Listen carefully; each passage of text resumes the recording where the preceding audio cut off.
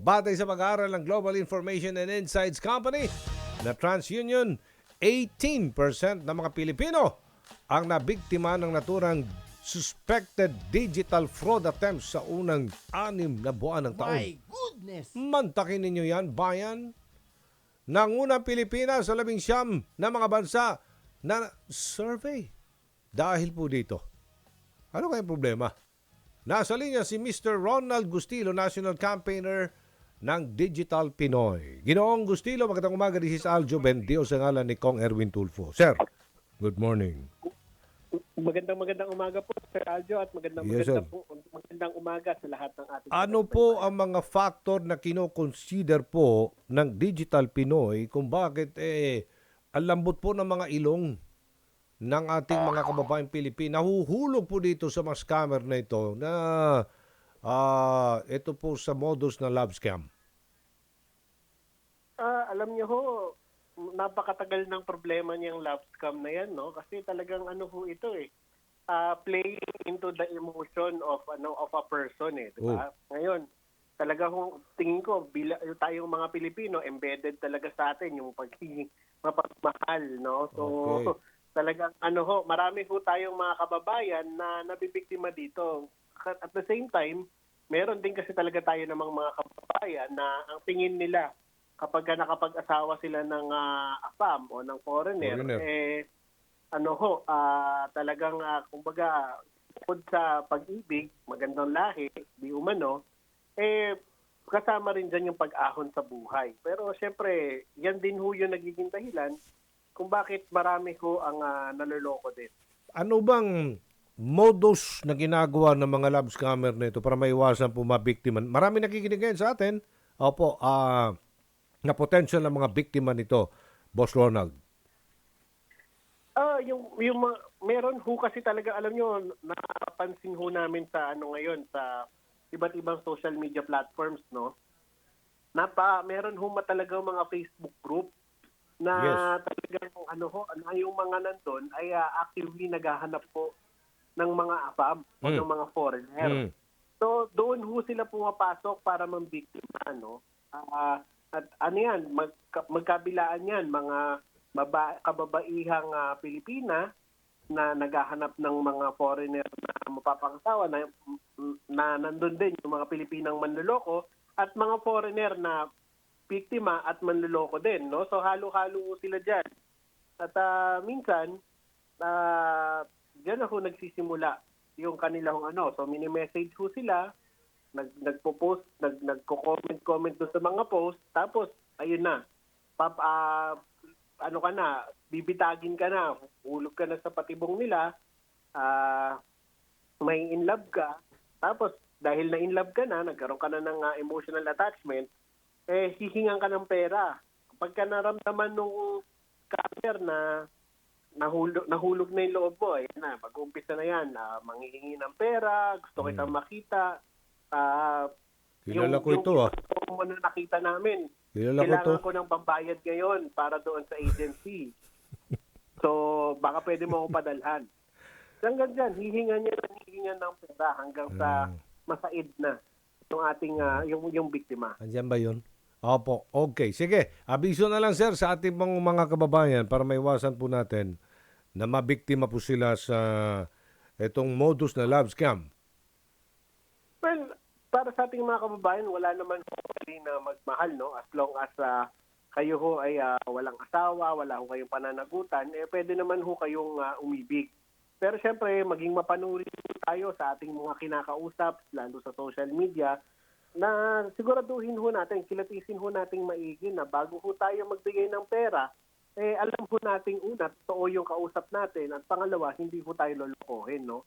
Huwag ho tayo basta-basta magpadala sa bugso ng damdamin at sa pagiging mabait.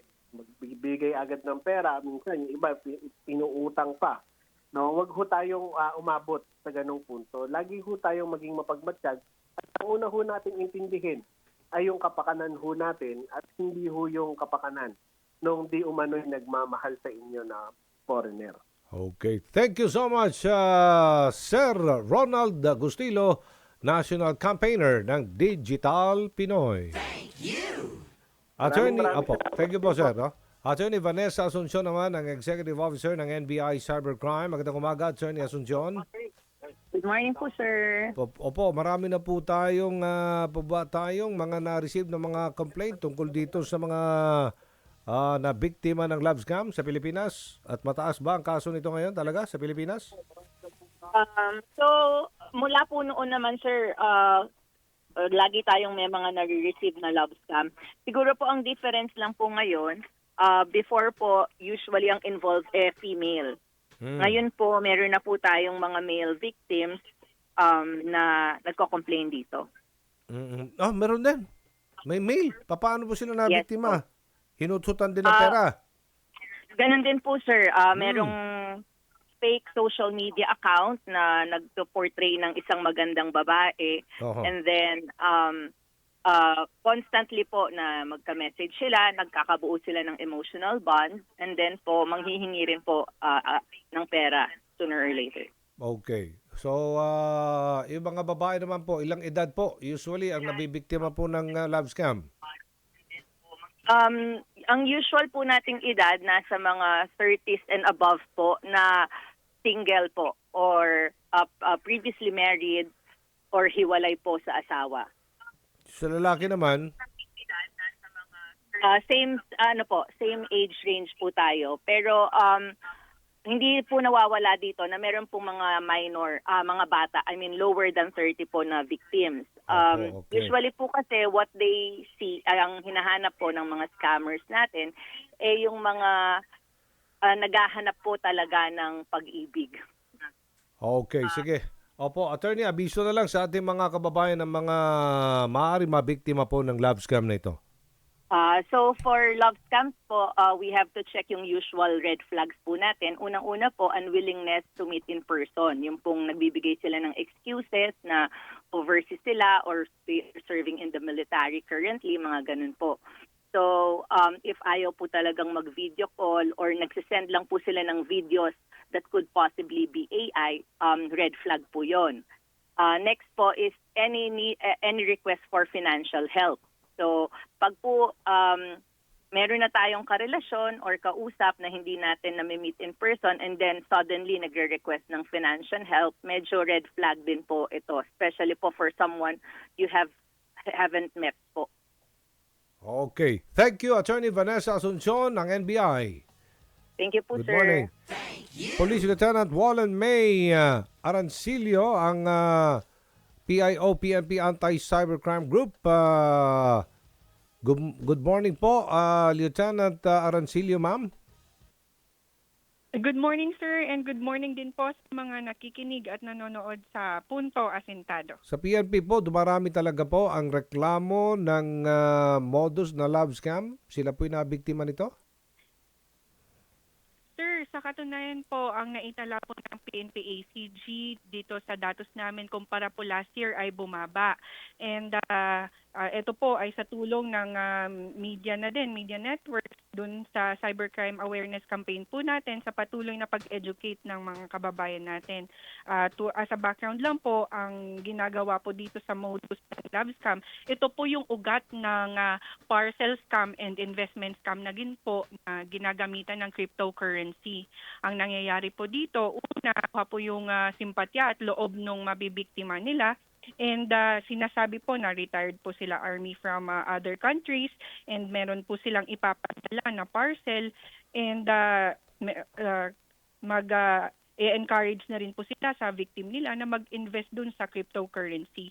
Ang pinaka-red flag po dito ay kung magpapadala sila ng parcel, kukuha pa sila or maghihingi pa sila ng pera doon mismo sa mabibiktima nila. And for investment scam naman po, gamit yung cryptocurrency, isang red flag po doon ay yung mismong cryptocurrency account ay nakapangalan doon sa kausap natin sa online po. And pag wala na po silang makukuhang pera doon sa mabibiktima nila, bigla na lang po nilang binablock. Opo. Abiso na lang, Lieutenant, sa ating mga kababayan dito sa mga tech scams ngayong holiday season. Ano ito? Yes, sir. Paalala po lagi ng PNP-ACG sa mga kababayan po natin na naghahanap po ng partners, most especially kung gusto po natin ay mga foreign nationals. Mas mainam po na maging maingat po tayo sa mga kausap natin sa online kasi hindi po lahat ng nakikita natin or nakakausap sa social media accounts ay tama at totoo. Marami na pong mga cybercriminals na pinag-aaralan kung anong gagawin nila para makapang-scam. Kaya mas mainam na doble ingat po tayo. At kung maaari, mag face-to-face na lang po tayo na makipag-usap dun sa mismong nanliligaw po sa atin Ayan. para maiwasan po nating love scam po. Okay, thank you po, Lieutenant Arancilio ng PNP.